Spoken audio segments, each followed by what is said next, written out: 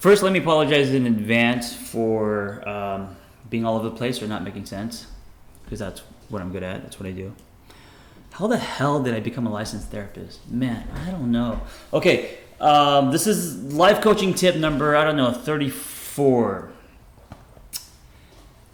By the way, don't you hate parking tickets? There's nothing worse. I mean, there's nothing that can ruin your day faster than a parking ticket, right? And the worst is when you come out and you're approaching your car and you see the person giving you the ticket, but they haven't really put the ticket on, they haven't put the ticket on the windshield yet, and so you run up to them or you put coins in quickly and you're like, I'm here or whatever, and they always say, "I'm sorry, it's too late, I can't reverse this." And that's bullshit, because every machine has a clear button. Every machine has a backspace. I mean, come on, we live in a time where there's literally cars now that drive themselves, and the machine on the parking ticket, there's no reverse. You know what it is, and I get it because they deal with people like me all day wanting to get out of tickets. It's like the girl at the gym that has the earphones but there's no music, and she puts that in because she doesn't want to be harassed, or wearing a fake ring. It's like the parking ticket people have figured out a go-to, a way to just instantly not have to argue with people, and that's basically, "I'm sorry, I can't reverse this." They say that if you just think about your money going towards fixing the potholes in your city, that it will make you feel better. And it lasts for about 3.5 minutes, because I don't want to fix the potholes in my city. I want to eat out more. Life coaching tip number 32. Or was it 34? I don't know. Okay. I think one of the biggest, I guess one of the dangers in life coaching is this mindset, this mentality. And if you've been life coaching for a long time, or if you're a therapist and you've been doing that for a long time, maybe this can act as a reminder. If you're new, then it'll be a tip. So whenever there is money exchange, so whenever there's a service, whenever, say when you go and get a haircut, you pay for the service and they cut your hair, or, you go out and eat, or you get your car fixed, or whatever it is. What's tricky about life coaching or being a therapist is that you can't really put a dollar amount on growth. You can't really measure growth. I mean, you could measure it, but it's subjective.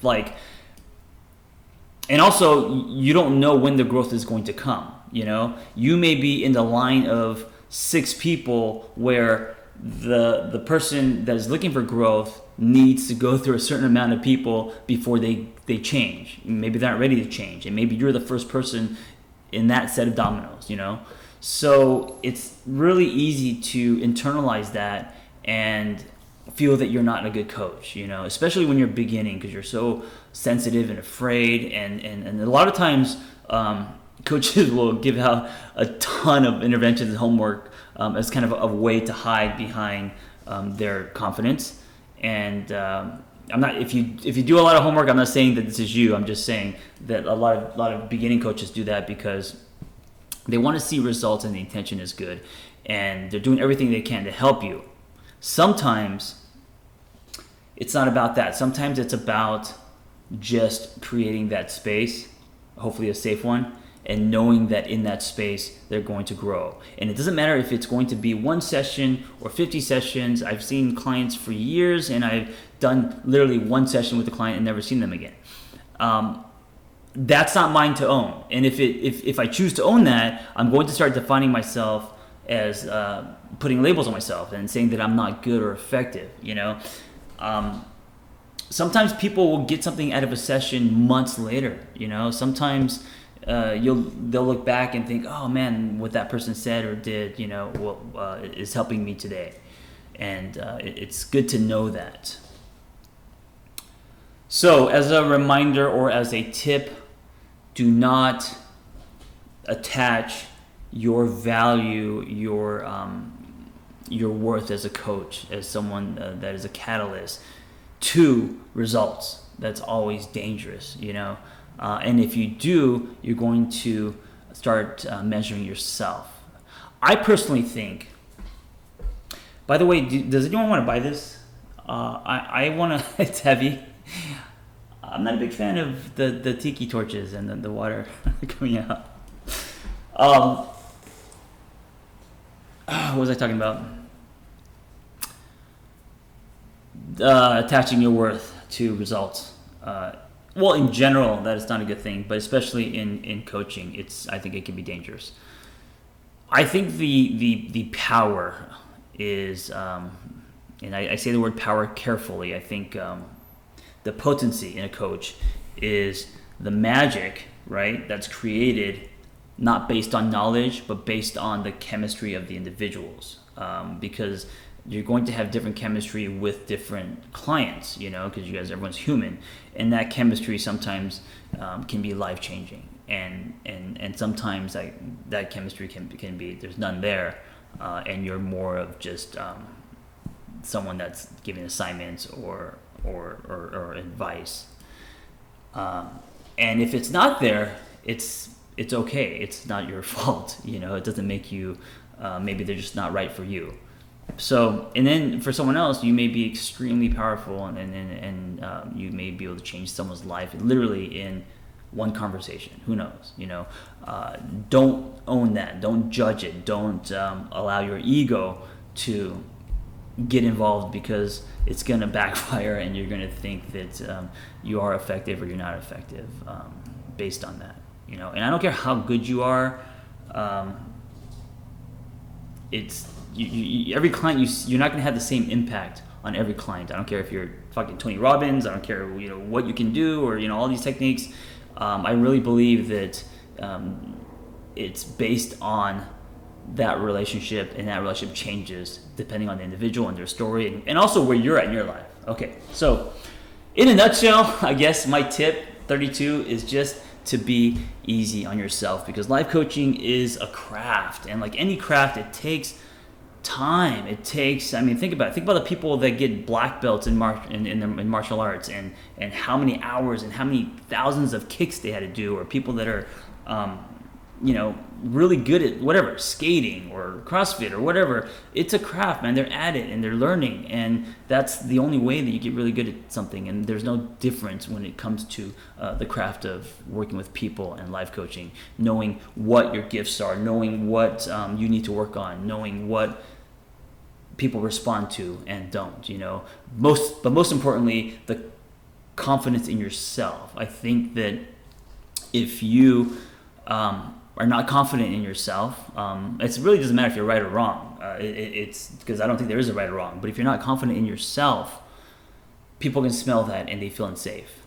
And so if you're covering up your confidence with something else, don't do that. Instead, try to gain your confidence. And I would be real about it. A lot of things that now we're bleeding into different topics and different tips, but bring that transparency into the room. That's how you build trust. Once the trust is gone, you have nothing. So if you are just starting out, if you are feeling nervous, or if you are feeling afraid or whatever, say it. Say, that's where I am. That's where I am today. And if it doesn't fly with them, then on to the next.